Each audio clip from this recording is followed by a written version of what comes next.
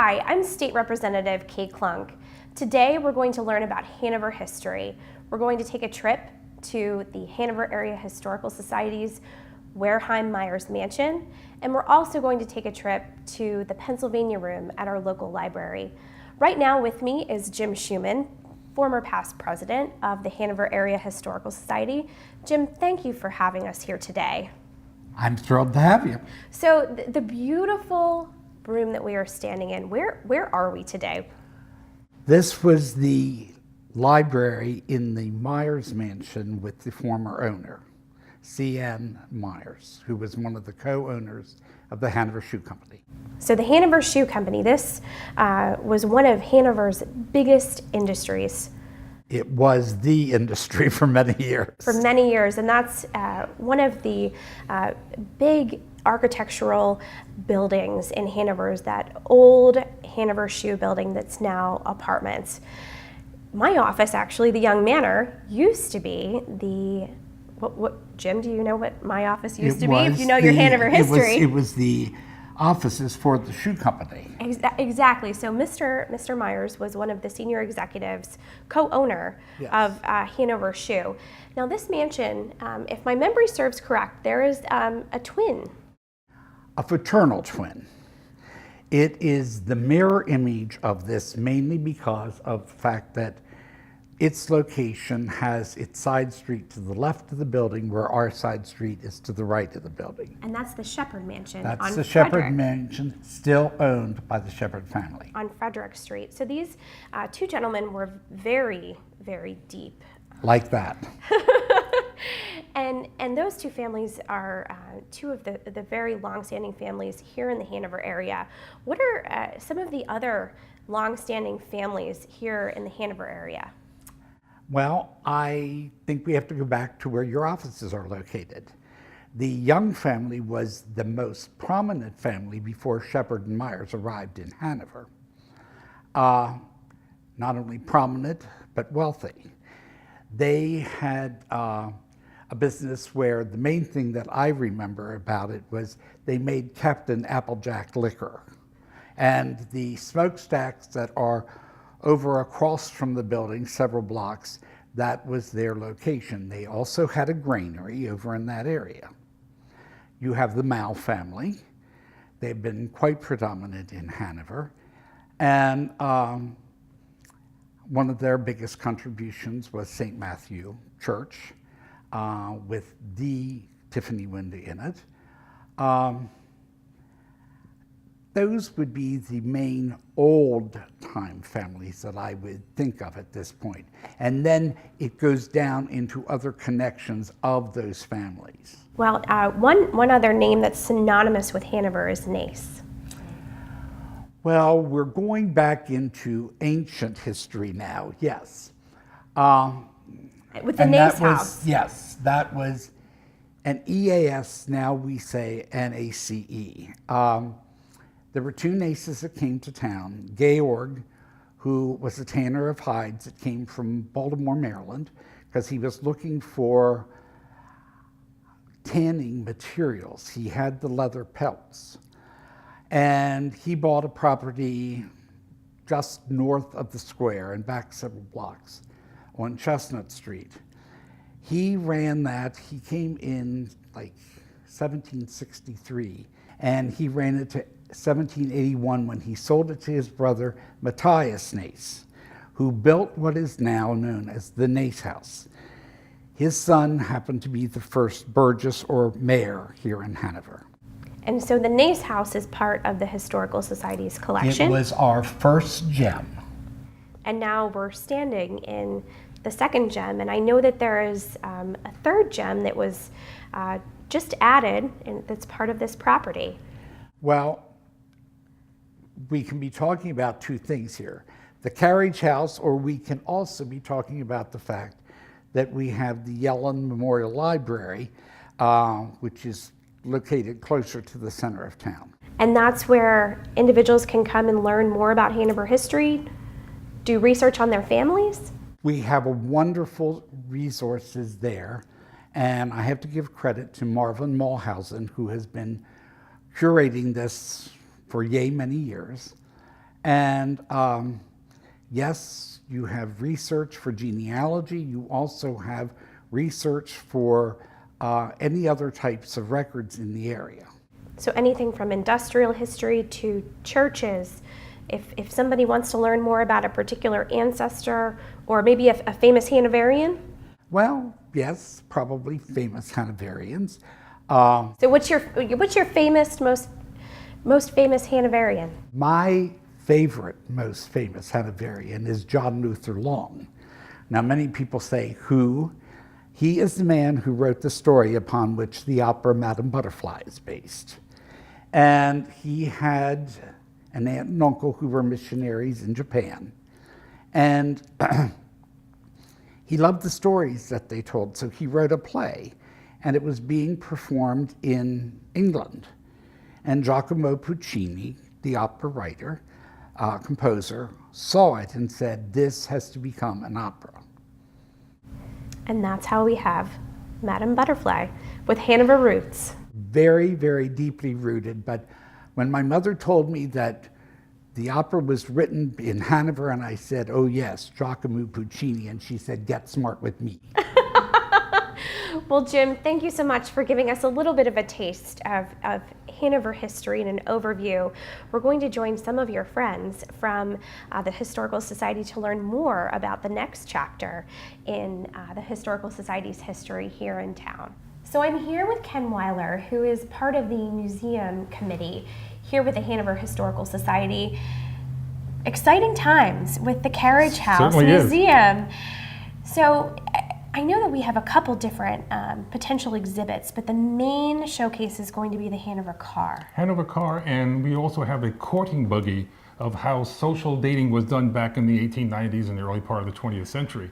It's a very small buggy. It only sits 2 people. No chaperones, no mother-in-law, anyplace else. So it was the first of the descended social thing away from parental observation. So it's really going to be a fun exhibit as well as an historical one.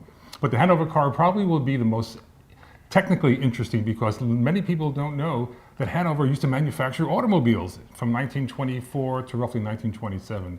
It was an on-again, off-again, poorly funded operation, but we do have one of the original ones. It's in good condition, and it was going to be on loan to us donated to us from the Austin Ruth family. So that's one thing that's really great about Hanover is there's so many families that have artifacts and different items to be able to donate to the Historical Society.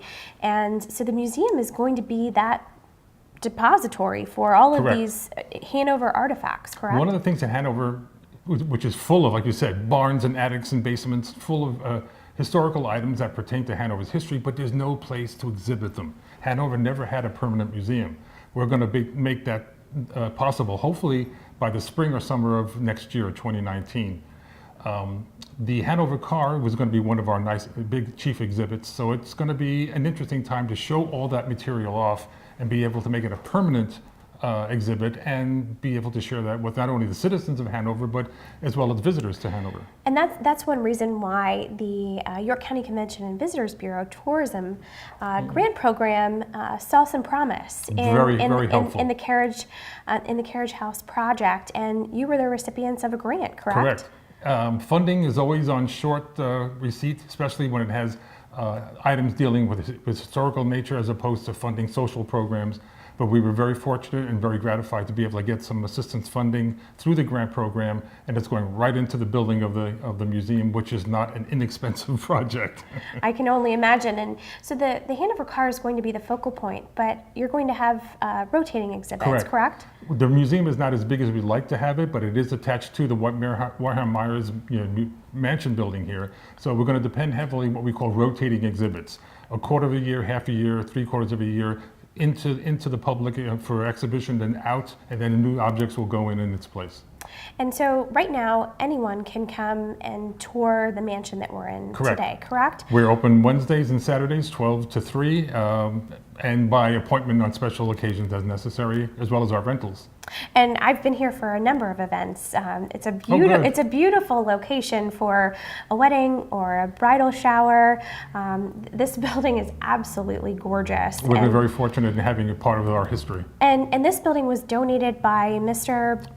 Bill Wareheim. Bill Wareheim, correct. So, that's one thing that's, I think, super special about the Hanover area is there's so many people who are willing to donate of their time and their money and their artifacts to make sure that we are preserving Hanover's history for generations to come. We've been the beneficiaries of a lot of support, and I really appreciate that. Let's go take a tour of the mansion and get some sense for really the Hanover history that's here in this building. Great, I'd love to show you around. Thank you. So we're here in the Myers room of the mansion. Ken, Mr. Myers, he's the founder of the house here. Can you talk a little bit about him Sure. and the drawings that were the blueprints for Good this point. beautiful building that we're in? C.N. Myers was the one who built the house. It was designed in 1911. They didn't feel there was an adequately trained architect in Hanover, and they went to Philadelphia and found the gentleman over my shoulder here who designed the almost a 72-page blueprint plan, which we have up in our collection too. We're busy relaxing it at the moment to straighten it out. It's been rolled up for almost a century. Wow. And C.N. built the house along with the twin that Jim mentioned earlier, the Shepherd Mansion. It had its 100th anniversary in 2012, which we had a special celebration at that time for the building, as well as one of the things we're doing now is just sort of working on preserving the house as much as we can. And one of the things that you've preserved are the draperies. And I couldn't imagine point. decorating a house of this size. We have Joanna Gaines now to go to on HGTV. But That's where right. did they go back then to decorate a house this large? Well, they went to Philadelphia with the Wanamaker's department store, which was very famous and had the ample resources to decorate a house of this class and this status and this size.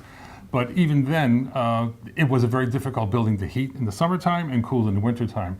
To do that, the downstairs rooms had brass rods put up, and Mrs. Myers had brocade curtains in every one of those rooms for half the year. And when the spring came along, all those curtains came down, and the staff put up the summer shears that keep the rooms cooler. And it was also nice to watch them blow back and forth and make you feel cooler, even though there was no air conditioning in the building this big. When it was hot outside, it was hot inside. And so you've been able to preserve some of those. Yes, we have. We have them in a display case here. That's fantastic. Well, I can't wait to take a look at them. Super. We'd be happy to show them to you.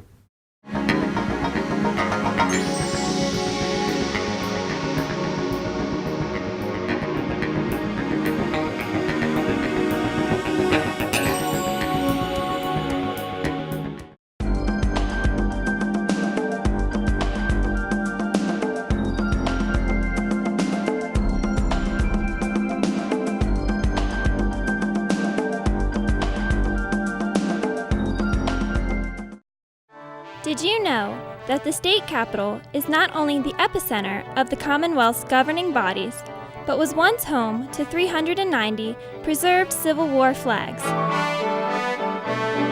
During the war, it was customary for each state to furnish their regiments in battle with flags representing their contribution to the Union Army. After the war, Pennsylvania's military department was responsible for collecting the flags, and in 1872, they were reverently housed in the Capitol. Following the completion of construction on the new Capitol building in 1914, the Civil War flags were removed to the Capitol Rotunda. They were kept untouched in custom-made flag cases until 1982, when the Capitol Preservation Committee initiated its Save the Flags project. Throughout the years, dust and long-term vertical display of the flags had begun to devastate the brittle silk fabric and painted designs. The flags were removed by local textile conservators and were repaired and preserved in storage units that protect the relics from light, dust, and excessive handling. Now you know. Ken, thank you so much for showing me the drapes. You're welcome. Here we are in the Wareheim Room, and Bill Wareheim was the previous owner who donated this to the Correct. Historical Society. Yes, he did. And Bill was an interesting character. He led quite an interesting life. Yes, he did. A key word that we describe him as flamboyant. Well, if you take a look around the room, some of his decisions in wardrobe were rather interesting. Right. He was not a slave to fashion, and what he liked was anything that sparkled or was golden. So he was a great fellow. If you were invited to one of his parties here at the mansion, it was always a memorable event. I heard he loved to entertain. Yes, he did. Well, I'm sure his time in the military, though, the Army green behind us Yes. here was maybe the precursor to needing a little bit more of a... He was a good organizer, and he was a good manager. He was quite a bit of a heavy influence during the Second World War with the Hanover Canning Company, with large contracts with the military to supply it with food. And they were awarded the efficiency title, becoming under budget and ahead of schedule. So that's in something to know. typical Hanover fashion, right? That's right. We're That's very right. frugal Very down organized. That's right. Good point. Here. Well, Bill and his family have been very well known here in the Hanover area for their for Hanover Foods Corporation now. Good point. And a number of other different businesses, and their dedication to the community is really truly unmatched. And we wouldn't have this building if it wasn't for Bill. Correct. He wanted to find some place that wouldn't take the building apart or use it out of its character, and he felt the Hanover Area Historical Society would be the best custodian for it, and we've been very, very happy to receive it and maintain his wishes in keeping it historically. Well, and you guys have been wonderful caretakers of this absolutely beautiful We're building doing our best. here in downtown, and I can't wait to see what is next with the Carriage House. So right now, we're going to wrap things up here in the house, and we're going to go outside and take a look at the Carriage House. So I'm here in the Carriage House with Sandy Spanicchia. Sandy, you're one of the volunteers on the museum committee. Yes, I am. And so we're in the Carriage House, and behind us is this gorgeous carriage. This is a courting buggy that was loaned to us from the Hanover Fire Company to be displayed in our Carriage House Museum. When our museum opens up, our Carriage House Museum is going to open up in 2019. And so this right now is kind of in a bit of disarray, but eventually it's going to be a lovely museum. I see lots of potential, and behind Yes. us in the stalls, so that's where visitors will come first. They will come first, and the first stall is going to be McAllister, Diggs Choice, the beginning of Hanover, the first couple of stalls, and then the carriage, and then we're going to have the battle, the Hanover battle, of the Civil War Battle of Hanover, and then on into some industrialization, and end up with the Hanover car, one of the first cars that was built. We are going to be having that in our museum. So we're going to be filled with plenty of things for people to see. Plenty of Hanover history. Well, Diggs and McAllister, those are some of the colonial names. Hanover Civil War history with the Battle of Hanover. A lot of people say that without the Battle of Hanover, the Battle of Gettysburg would have ended up quite differently. Yes, that's true. It's been said that because we stopped Stuart from moving on to get to Lee on time, that we actually saved the nation. Save the nation and That's save what the we Union. say. That's what we say. We saved the nation.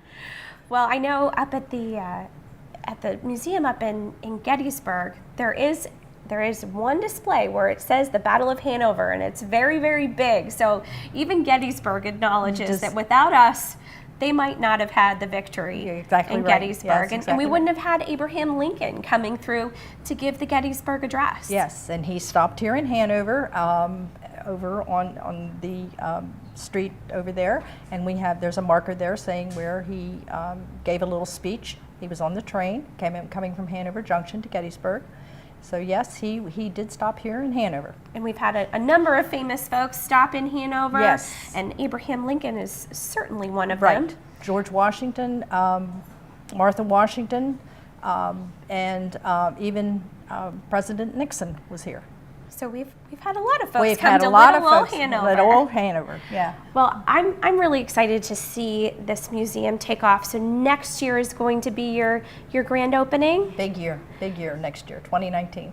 Well, I can't wait to see what happens with this museum. I know you're going to have some revolving exhibits. Yes. Ken was talking about some of those. What are some of the ideas for some of the revolving exhibits? Well, one of the things is going to be Artists of Hanover. We've got a lot of wonderful artists and some paintings that we're going to be bringing an artist in and doing several of his paintings, and then moving that artist out and bringing another artist in.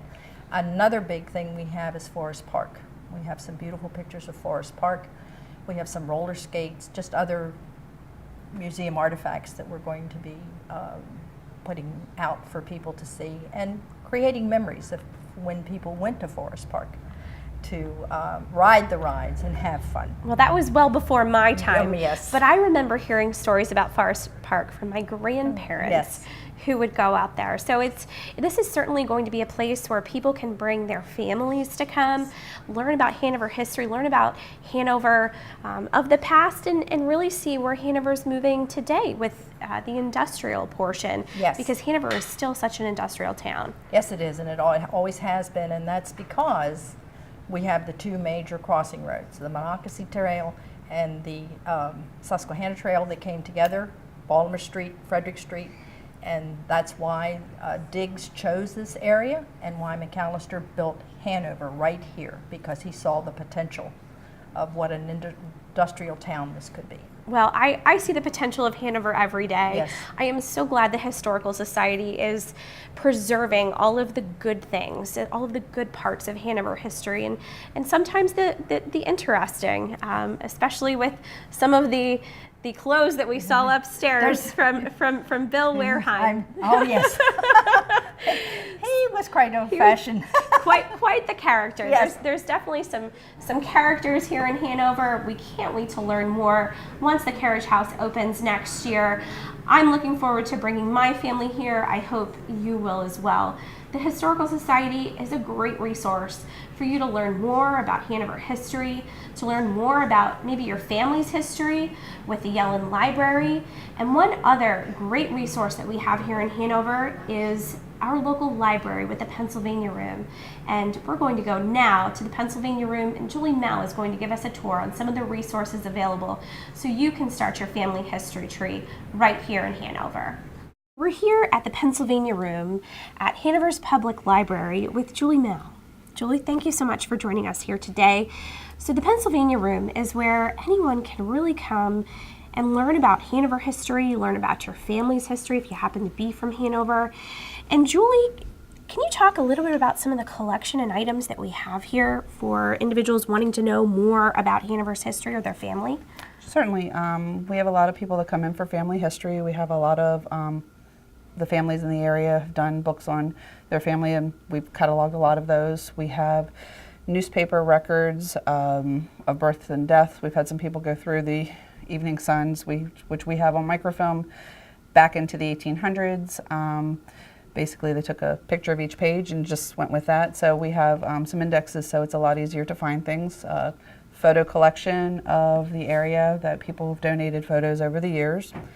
City directories, which you're holding one in your hand. Yes, which is really interesting. So there's city directories for Hanover and McSherrystown, and I just pulled one off to see if I could find some of my family members, and sure enough, I was able to find my great-grandparents, Charles and Mary Kunkel, on my mom's side of the family. It shows here that he was a manager at Hanover Wholesale Grocery, and they lived at 305 West Hanover Street. So this is a really good resource for those wanting to learn more about their family. So it's not just modern history with, this was from 1942 to 43, but we go back into collections that go back. Actually, that one's 1911. So we go back pretty far. What we don't have up here, we have downstairs in our basement storage area, because we just didn't have quite the room that we were hoping for in here. We've got the yearbooks for the local schools, Hanover, Southwest. I think we have most of them. We have some of the Delonian for the Delone Catholic High School, and a few of, I believe, the New Oxford School high schools yearbooks. They're here. Nothing in the room can actually be checked out, but you're always welcome to come in. We have volunteers that man the room at certain times throughout the week, so we have schedules that are online. You can pick up here or just give a call. All the volunteers are pretty knowledgeable about what we have in the collection. As I said, we have microfilm that goes back into the early newspapers, Spectator. I think there's one or two in German. Wow. Holding a German Bible. So we have German Bibles, and, Yeah. and this area was Heavy known German, yes. for being a German Yes. mecca, if you will. We have, That is true. Especially my name, Klunk. My mother's maiden name was Kunkel. I was a Stauffer, so. So we have a number of German families, and so what types of resources do we have for German family and German culture in the area? I believe, I'm not going to get this right, there was a German magazine that was put out, I want to say late 1800s or early 1900s, that we have some of. Obviously we have a German Bible here that I'm not even so sure I realized we had.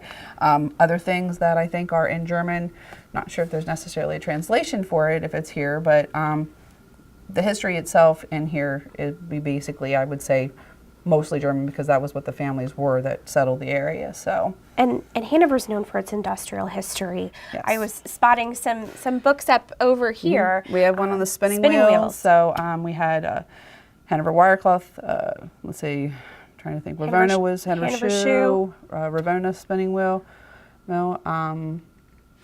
So many things have changed over the years. I'm not sure what the names are anymore. You name it, you probably have it here Pretty somewhere, much or you could get it from somewhere else. I believe so, yes. Well, that is one of the wonderful things here about the Pennsylvania Room.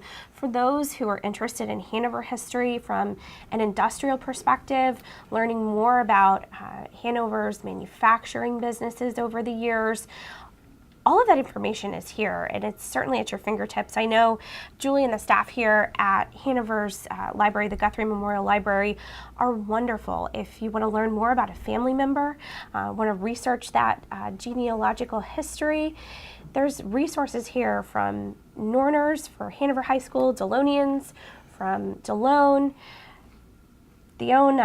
our own Hanover and McSherrystown directories to find family members and what they did and where they lived. Everything is here at your fingertips. So just come on over.